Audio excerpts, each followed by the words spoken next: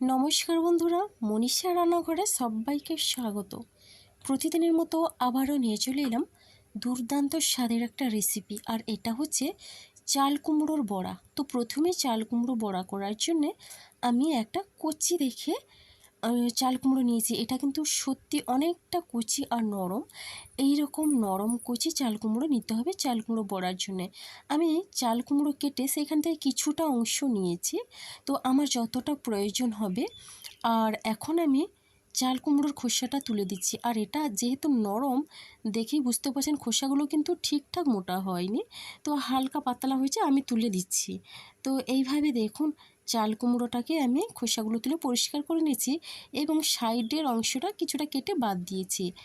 আর এখন আমি চাল কুমড়োটাকে বড়ার জন্য কেটে নেব।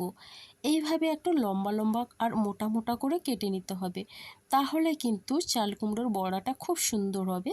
যেহেতু চাল কুমড়োর মধ্যে পুর দেওয়া হবে, তার জন্য একটু মোটা মোটা করে কেটে নিতে হবে। তো বন্ধুরা, রেসিপি শুরু করার আগে অবশ্যই লাইক দিয়ে রেসিপিটি শুরু করবেন।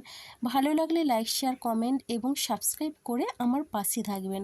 তো বন্ধুরা, এখনও যারা চ্যানেলটিকে সাবস্ক্রাইব করেন, প্লিজ সাবস্ক্রাইব করে পাশে থাকা বেল আইকনটি প্রেস করে নোটিফিকেশান অল করে দিন, তাহলে সবার আগে আপনারা আমার নোটিফিকেশান পেয়ে যাবেন। তো বন্ধুরা দেখুন, সবগুলো কেটে নেওয়ার পরে আর এখন আমি ছুরি দিয়ে চাল কুমড়োর এই মাঝখানটা আমি কেটে নিচ্ছি। তো দেখুন, এইভাবে করে কেটে নিলে কিন্তু চাল কুমড়োর মধ্যে পুর দেওয়াটা কিন্তু বেশ সুবিধা হবে। তো দেখুন, এইভাবে করে মাঝখানটা একটা পকেটের মতো তৈরি করে নিলাম। যেহেতু আমি পুর দেবো, তার জন্য এইভাবে পকেট তৈরি করে নিতে হবে। একই রকমভাবে সবগুলো কিন্তু আমি এই রকম মাঝখানে কেটে পকেট তৈরি করে নেব। খুব সহজেই কিন্তু এটা বানানো যায়, আর এটা খেতে দুর্দান্ত লাগে। এটা সন্ধ্যের সময় স্ন্যাক্স হিসেবে, এমনকি দুপুরে ডাল ভাতের সঙ্গেও দারুণ লাগে। মোটামুটি আমার এটা কাটা হয়ে গেছে। আর এখন আমি একটা মশলা করে নেব, যে মশলাটা কিন্তু আমি পুর হিসেবে ব্যবহার করব। আর এখানে আমি নিয়েছি 1 চামচ পরিমাণে সাদা সর্ষে আর 1 চামচ পরিমাণে কালো সর্ষে। এবার এখানে দিয়ে দিচ্ছি 2 চামচ পরিমাণে পোস্ত। তো বন্ধুরা, সর্ষেগুলো কিন্তু আমি ভিজিয়ে রেখেছিলাম। আর এটা দিচ্ছে নারকেল কোড়া, তো শুকনো নারকেল কোড়া, যেটা বাজার থেকে কেনা।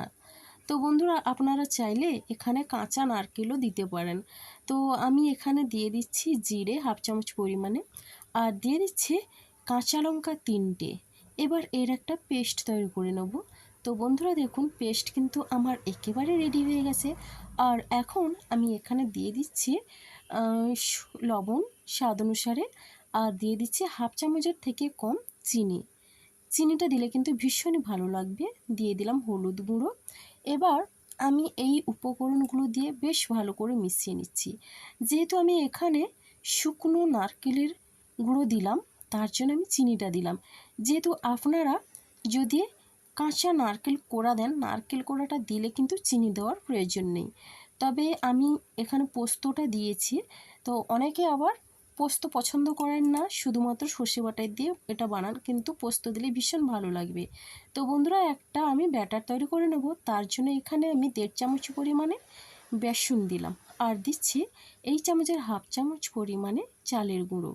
চালের গুঁড়ো দিলে কিন্তু রেসিপিটি ভীষণই খেতে ভালো লাগবে, আর এটা মজমজে হবে। দিয়ে দিচ্ছি স্বাদ অনুসারে লবণ, আর এখন আমি দিয়ে দিচ্ছি পরিমাণ মতো হলুদের গুঁড়ো।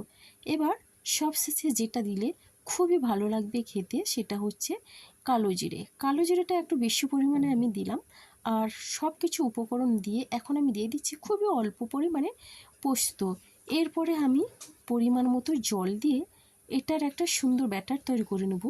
সাধারণত আমরা বেগুনের জন্য যেই ব্যাটারটা তৈরি করি, সেই রকম করে এটা তৈরি করে নিতে হবে অল্প অল্প জল দিয়ে। আর এই ব্যাটারটা যত ভালো করে মেশানো হবে, ততই কিন্তু এটা অনেকটা ফুলকো হবে। আর এই বড়াটা যখন ভাজা হবে, অনেকটা ফুলবে আর অনেকটা মজমজে হবে। তো মোটামুটি ব্যাটারটা আমার রেডি হয়ে গেছে। আর এদিকে দেখুন, চাল কুমড়োর মধ্যে পুর ভরার পালা। তো এখন চাল কুমড়োর মধ্যে পুর আমি ভরে নেব। তবে আমি এখানে কিন্তু এই পুরের মশলাটাকে ভাজলাম না। আপনারা যদি চান, কড়াইয়ে একটু তেল দিয়ে মশলাগুলো ভেজে নিতে পারেন। তো এখন আমি পুরটা দিয়ে দিচ্ছি। এইভাবে চামচ দিয়ে একটু চেপে চেপে পুরগুলো আমি ভরে নিচ্ছি। তো একটু বেশি পরিমাণে দিলাম আর হাত দিয়ে এইভাবে চেপে একটু সেট করে নিচ্ছি। আর তবে এটা খেয়াল রাখতে হবে খুব সাবধানেই কিন্তু এটা তৈরি করতে হবে আর ভাজতে হবে খুব সাবধানে, যেহেতু আমি এখানে কাঁচা পুরের ব্যবহার করছি তার জন্য এটা একটু সাবধানে ভরে এটা ভেজে নিতে হবে।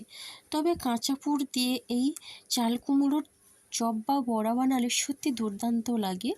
তো মোটামুটি আমার এখন কিন্তু সবগুলো চাল কুমড়োর মধ্যে পুর ভরা হয়ে গেছে। এবার ভেজে নেওয়ার পালা।